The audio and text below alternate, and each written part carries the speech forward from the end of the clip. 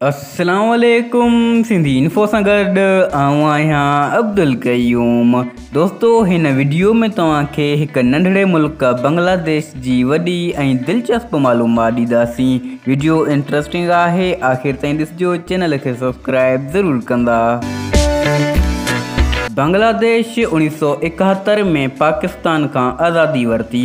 इन खां अॻु बांग्लादेश मशरक़ी पाकिस्तान जे नाले सां सुञातो वेंदो हो। बांग्लादेश जे झंडे में गोल दायरो ठहियलु आहे। इहो बांग्लादेश मथां हिकु नए उभरंदड़ सिज जी निशानी आहे।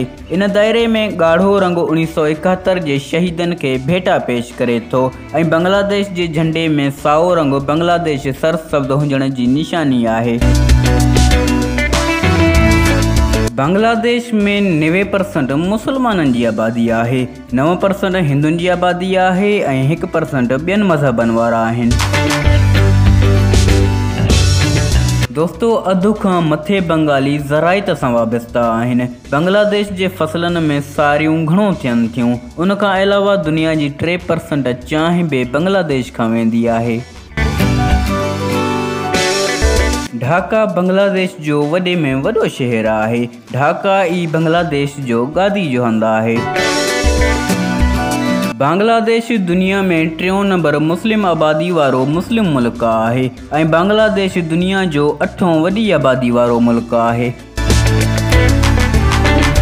दोस्तो बांग्लादेश साइज़ में नंढो मुल्क आहे, पर हैरत जहिड़ी ॻाल्हि आहे, हिन मुल्क मां 700 नंढा वॾा दरिया गुज़रंदा आहिनि। एशिया जा 3 वॾा दरिया बि बांग्लादेश मां गुज़रंदा आहिनि।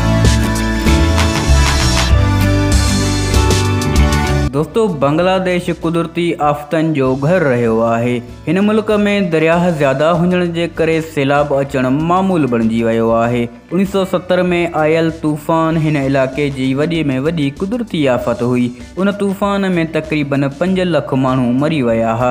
हिन वक़्त बि बारिशनि जी मौसम में नंढी वॾी ॿोॾि अची वेंदी आहे।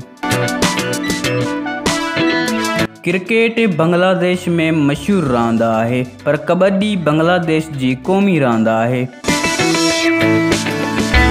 कपिड़े जी सनत में बांग्लादेश पाण खे मञरायो आहे, ख़ासि करे गारमेंट्स में। बांग्लादेश जो कपिड़ो 60% यूरोप में वञे थो ऐं 40% अमेरिका में। दोस्तो बांग्लादेश जी करंसी खे टका चयो वेंदो आहे। जेकॾहिं पाण 1 टको वठंदासीं त पाण खे 1 रुपयो 96 पैसा भरणा पवंदा।